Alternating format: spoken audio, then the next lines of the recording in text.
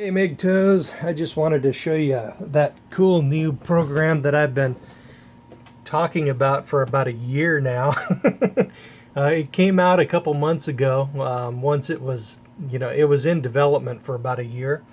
I donated to the development process because it's going to be such a tremendous asset. This is just like the market currently. It's kind of clunky and and a little bit simple, and it does a few. It's supposed to be doing a few things later, like hiding your IP address and such. But currently, if you want to hide your IP address, you have to use a proxy server. So basically, um, you can browse by listings or by pages, and pages are kind of like a YouTube channel. People have you know, sort of categories of things they tend to specialize in.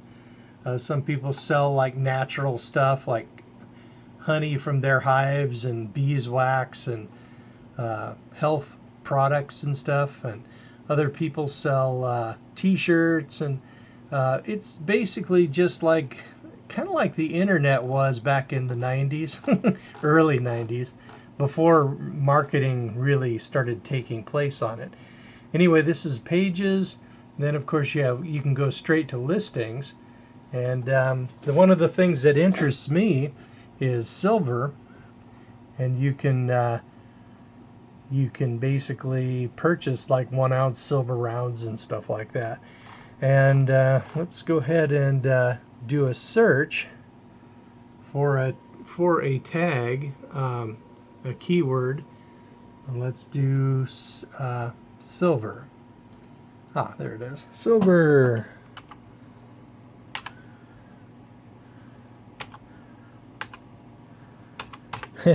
I'm getting to be so old. I've worn the key, the number, the letters off of most of my keys, so when it's time to hunt and peck, unless I'm typing normally, uh, I have to like guess, is that a K or is it man, this is the only piece left of my original computer back in the day. It was an old HP with Windows XP, and I replaced the main box. Got these hard drive trays I can pull out and boot another system. It's so basically, if something goes wrong with my Windows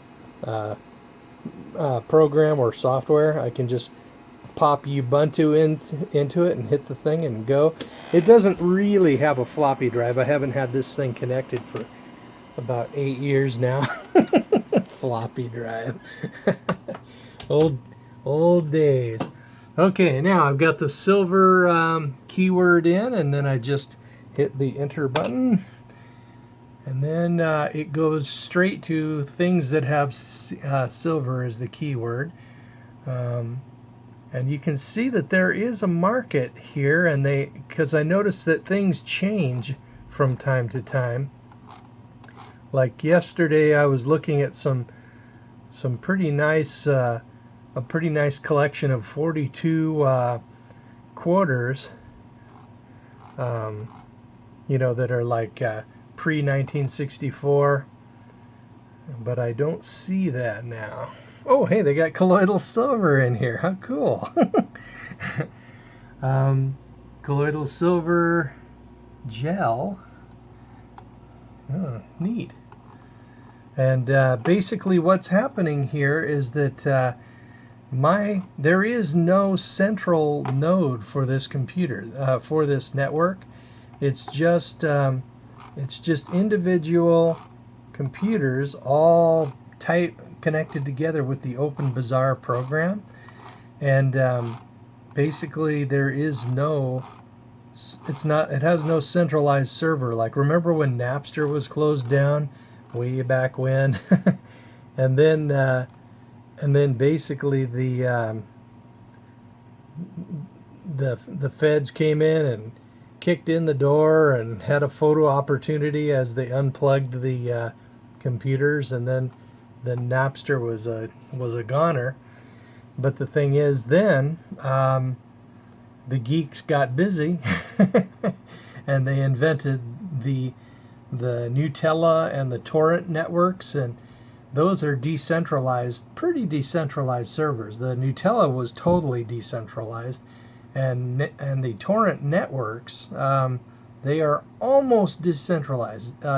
You have to go to a place and find a torrent file, and then you can download it, and it has the characteristics of the program or the file that you're downloading. So in any case, it's basically impossible for the feds to shut down. When they close down one torrent server, another 4 more pop up in its place. So the only reason why they haven't closed the torrent network is because they can't. Okay, here's one. 1 ounce silver buffalo bar. Let's look at that. Click on the link, and it connects to the identity of the computer that holds the this offer. And it's this person here. He has 1 review, and he has 5 stars on the review. And oh, it looks like there are 6 reviews here actually. Let's look at them. Got what I ordered pretty quickly. Happy customer. Everything was fine. Excellent service and product. Great service and product. Responsive, fast, was patient with dealing with technical issues, would do it again. And pretty much everybody gave him an excellent report. So that's the cool thing about Open Bazaar and these dark markets. It's that, you see, the things that make our current business environment like fairly safe to operate in and go to. You know, it's because you have laws and like judges and lawyers and stuff, and you could like sue and stuff like that. And basically those things were designed originally to be a guarantee of trust, you know, so that you could trust a company that they wouldn't screw you over too bad, because you could take them to court and stuff, right? That service, that whole industry has basically become so corrupt and so darn expensive, you know, that it's really not that much of a guarantee anymore. So nowadays, you know, a company can screw you over, and unless it's like a lot of money, most people won't go through the trouble of getting, you know, a legal solution to the problem, you know. But still, the reputation system still works because people, by word of mouth, say, man, that company sucks, it hosed me over, and oh, it hosed a friend over. But Open Bazaar and markets similar to this use a different system. It's a rating system, and it allows individuals who get screwed over by, say, this person here, his channel is called Buy Gold with Bitcoin. Basically, he is dependent upon giving a good customer experience and having a good reputation score. And if a person has a good reputation score, they'll be able to do business more effectively and better, you know, than somebody who has no score and has no history, or has a negative review or a bunch of negative reviews. If somebody has a bunch of negative reviews, it's wise for you not to do business with that person, and that person won't get as good a deal because he basically will have to give a cheaper price, way cheaper, or buy things for a more expensive price. Otherwise, people won't deal with him. So eventually, he'll probably just open a new Open Bazaar identity and start over again. and then he's a person with no identity, no history, and people are cautious about people like, who have no established rating system, or no established ID or whatever, or rating. So anyway, if I wanted to, let me see if I can get back to that place where, okay, store, and what was it that I was looking at? Yeah, this is what I was looking at, this 1 ounce buffalo bar. Let's go ahead and click on that. And if I wanted to purchase this, I would hit the buy now thing, and then you can select which of several moderators you see. A person, if he wants to be a moderator, he will charge a certain fee not ahead of time, but if for example you order this product, and then it turns out to be made of aluminum or something, and then you've gotten gypped, you can then dispute the transaction. But basically, it's a moderated payment, right? Which means you send the payment to him with a Bitcoin wallet, of course, but it is turned into a multi-sig transaction, which has to be signed off by you or the moderator before it goes through. So the moderator, if I understand correctly, can choose, for example, if you have a good review and you have a crappy you got a raw deal, and the person has a crappy reputation and he screwed you over, it's quite probable that the moderator that you're dealing with will side with you. And then what he'll do is he'll turn the transaction around so that the money reappears in your Bitcoin wallet, and that person is kind of screwed. And if he sends it, or if he doesn't, or if he says he's going to send it and he doesn't, you've sent the Bitcoins, right? And they're out of your pocket, and then basically he doesn't get them, however, until you get your product. Then you sign off and acknowledge that it arrived, and then the Bitcoins are moved onto his wallet, basically. So I would probably select this guy.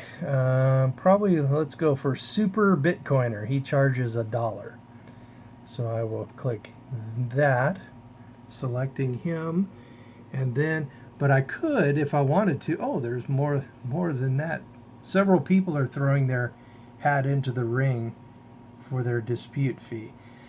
If you wanted, for some reason, to just send the direct payment and not worry about the multi-sig, for example, if the guy has a good, trustworthy review, a history of good performance, and you expect you'll be out of town when the thing arrives and you can't sign off on it, then, like if you're going camping or something, right?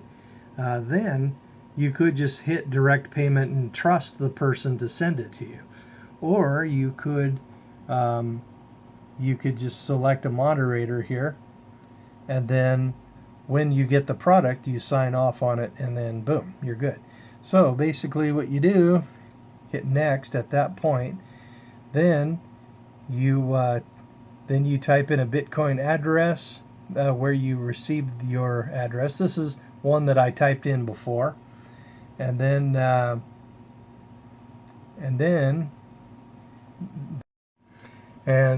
it gives you a little. I had to fast forward a little bit because my name and address showed up, so I'm going to have to edit that out. And then you've got a QR code right here, and then you can open up another phone, and I'm using one of my old ones here. This is hold on for a moment. Okay, and then You point your Bitcoin. This is my old phone from like way back, from about a year ago.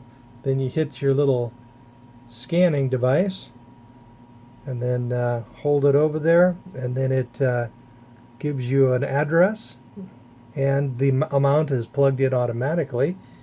Then you hit send. I'm actually going to do that. I'm going to actually make this purchase because that's a good deal. Then hit send. Then you enter your password. I'm going to have to pause for that. Cool. Type in your password and then hit confirm. Then it is sending the money. Please wait while your transaction is being prepared and sent. Okay. Then you get a little thing up there saying payment is sent. And now in a couple of days, or maybe 3 or something, I should get my 1 ounce silver buffalo bar in the conventional mail. And all of this occurred totally outside of the conventional financial system using bitcoins. I don't really know who this guy is or where he's even located in the US. And it's just, I don't even know what his name is or anything. And it's just a person, and I am dealing with a person, and he has a good reputation score, so I'm going to go ahead and go for it. And then as soon as my my silver bar shows up, then I will select that it has arrived, and then go on with my life. Good times. Oh, and I'll also give him a good review, and I'm sure he'll give me a good one as well. And then I will have an improved reputation score. Whoops. So that if I want to do business like buy something big or small, or sell something, that will be a my reputation score will improve. Now, this is a really cool market, but it's just starting out really. So so this is just the beginning of a big thing. And what's going to happen eventually is the market will probably almost certainly grow, and the software will increase in functionality and complexity. And then the time will come when we'll be able to move. It'll be less like eBay and more like Craigslist, right? We'll be able to narrow down our location, and specify something within 10 miles or something. And then if you want a service done, like tree trimming or stump grinding or plumber, electrical, automotive mechanic, tax help, any kind of service that somebody would be able to do, or even goods, garden produce, apples from their tree or whatever, you'll be able to do business with people, and people with good reputations, and you'll be able to do business totally outside of the Federal Reserve dollar system, and and the feds will just have no way of really tracking it, and you'll just be able to live a more free life. If, for example, if I got off work, right, I'm a heavy diesel truck mechanic, I would be able to. The time will come when I will be able to do a quick scan of all the local ads within like 10 miles of people requesting, say, some services, or better yet, I'll have a store, on something like Open Bazaar, and I'll be able to say, yes, I'm a diesel mechanic, specializing in Cummins electrical and stuff like that, and then people will say, oh, I have an engine miss on my Cummins engine, right? And I'd be able to jump in I'd be able to. They'd be able to like buy an hour or two of my time, and I would be able to go over there, do a troubleshoot, tell them what parts they need, and then we could do a deal, and I could either go get the parts or they could get them, and then I could come back the next day and maybe do an injector swap, overhead adjustment, some kind of electrical issue, um, do, fault codes, any number of things. And I could then do the work, get the money, and go on with my life. And the thing is, a skilled professional or even an unskilled person would be able to offer services on something like this for 20 or 30% of what a conventional company has to charge because of their big overhead, all their taxes, their income tax, their corporate tax, their inventory tax, their property tax, then they have to pay Social Security tax on all the employees, who then have to pay the other half of the Social Security tax.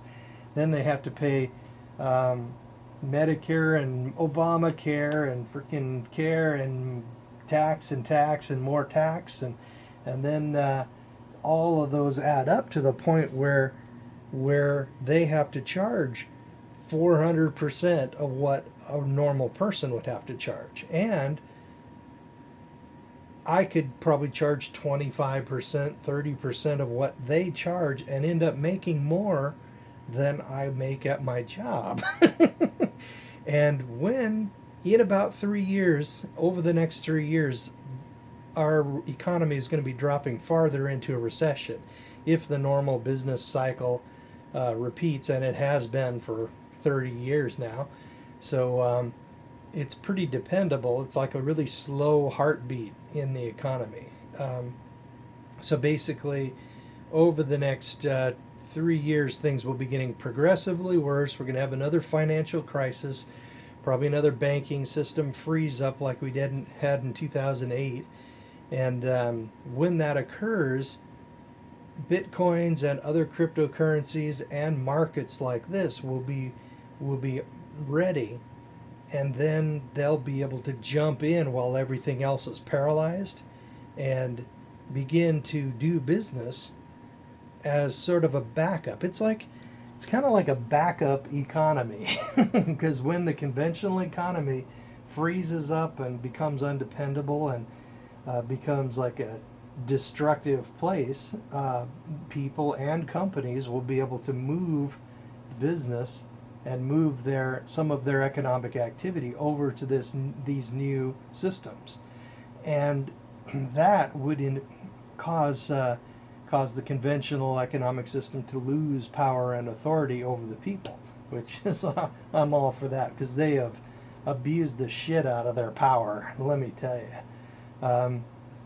So and things like the family court and the and child support enforcement agencies and all of the things where the woman can just point to the guy and said, he did this, and then the cops come and get you. A lot of those systems are all dependent on that tax and the conventional economic system. And when it goes, we might have just a chance to claw back some of the freedom that has been taken from us over the last 50, 60 years.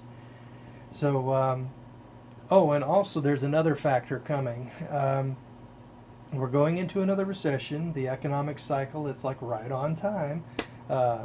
Last year the economy maxed out, and then real estate and everything maxed out as far as I could tell. And then I sold my condo into that high market, dumped the money into the mortgage. But I'm digressing here. The thing that's coming is that there's two things.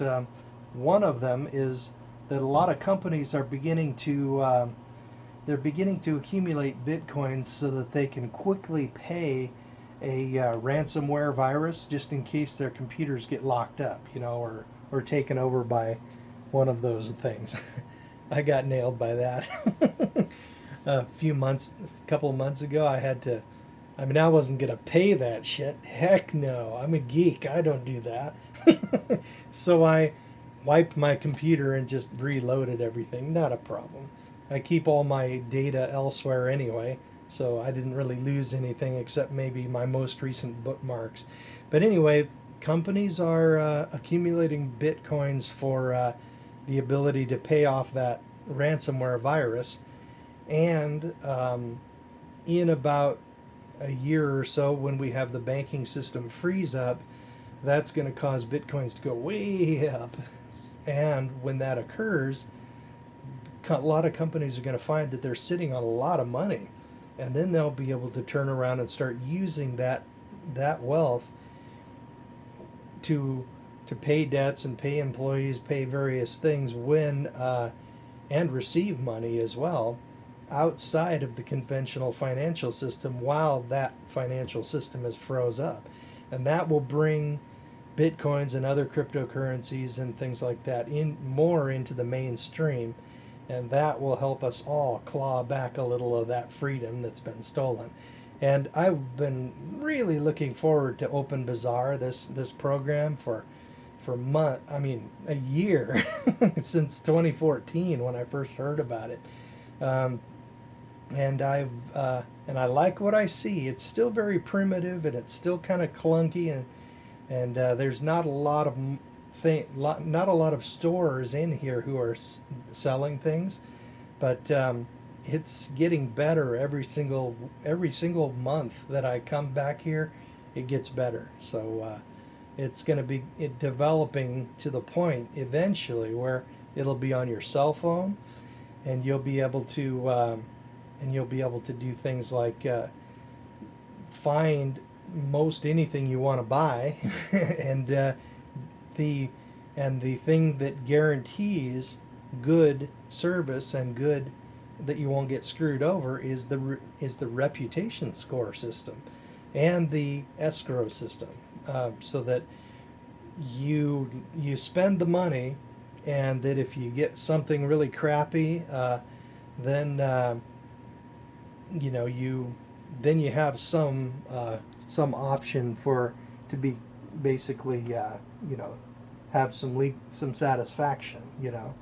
So yeah, that's about what I wanted to say. So I'm really looking forward to programs like Open Bazaar, because it's just freedom. They call it a dark market, and it sounds all ominous and shit, but it is actually what it is it's a free market. And governments a lot of the times hate that because it's much harder to tax and much harder to control, and they don't profit from it, and yeah, they don't like it. But I don't see how, if they can't stop the torrent networks, I don't see how they can stop this. And they can't shut down the internet. They've tried that in Egypt during their riots, and the government discovered that, first of all economic activity pretty much came crashing to a halt, and they couldn't even pay their enforcers, their policemen, their army. And when that happens, if they can't pay their army, then they lose control of the country. So they had to turn the internet back on. So I don't see how they're going to shut this down unless they shut down the internet, and if they shut down the internet, they lose everything. So yeah. Now this market is really cool. I gotta say, it's awesome, but there's other things coming too, and one of those is called MaidSafe. And what it is, it's an internet that is an encrypted internet within the internet, based on programs like this. But you'll be able to upload your whatever files you want to save, and you can make some of them shareable, so you can actually run a website, and it will be impossible for governments to shut it down or censor it, or you'll be able to run a YouTube channel, and if you want to put a little bit of music in the background of your channel, you can't do that shit on YouTube because they'll just block the thing. One of my people I'm subscribed to, I noticed like 30 seconds after he posted his video, I tried to click on it, and it was cut because of copyright violation. It was blocked. But if he was on MaidSafe, and if MaidSafe currently existed, it he would be able to post that with no problem at all. And remember that newspaper in Turkey that was against their corrupt, autocratic government, how they got shut down? Well, if they had a presence on MadeSafe, if they mirrored their newspaper on MadeSafe, then it's quite probable that the government wouldn't have come in there to shut them down at gunpoint like that, because they would know that within hours, or the MadeSafe version of their newspaper would get just insane amounts of views and a lot of activity, and it would be suddenly like the most famous newspaper in the world, and the whole world would be reading what the heck they were writing that made their government want to shut them down, right?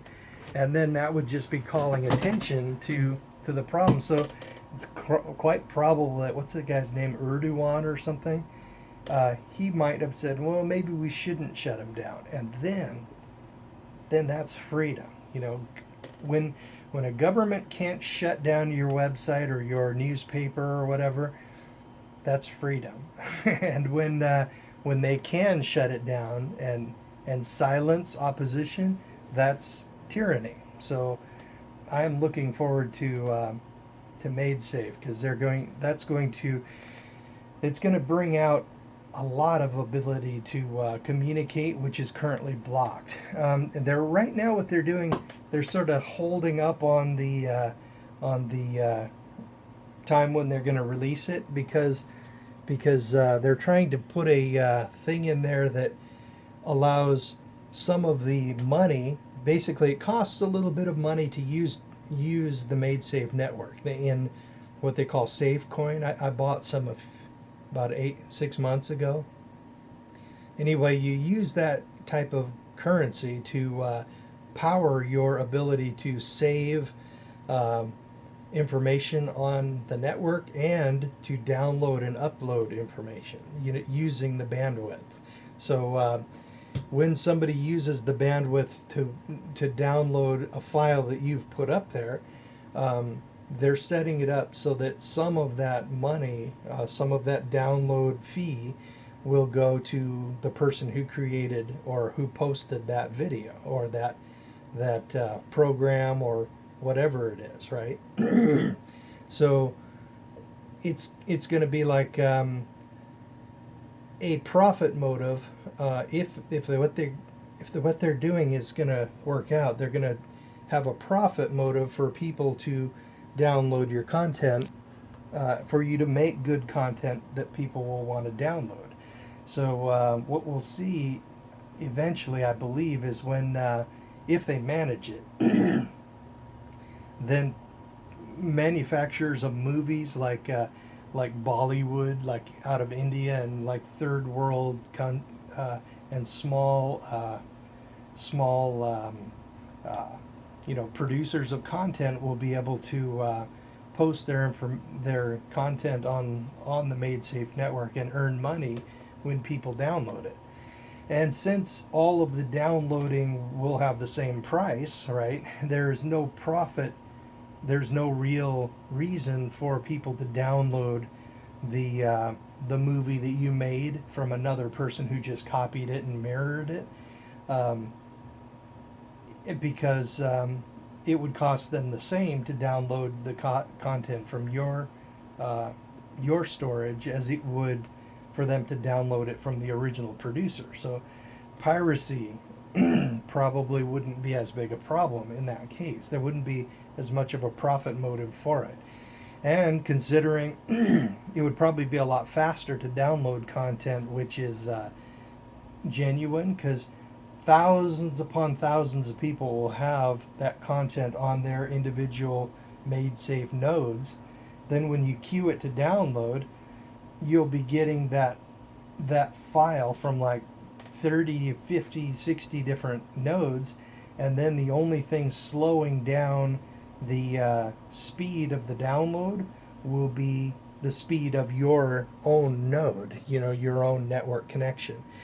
And right now, bandwidth throttling from like you know whatever movie you're watching from like Amazon or whatever, it's Comcast and many other places, they do a little bit of throttling so that if it comes from one IP address, um, it slows the speed down so that you don't hog the bandwidth. But when you get the speed from all that, when you get the file from like 50 different nodes, then there's no way they can do that bandwidth thing. So you get a really quick download.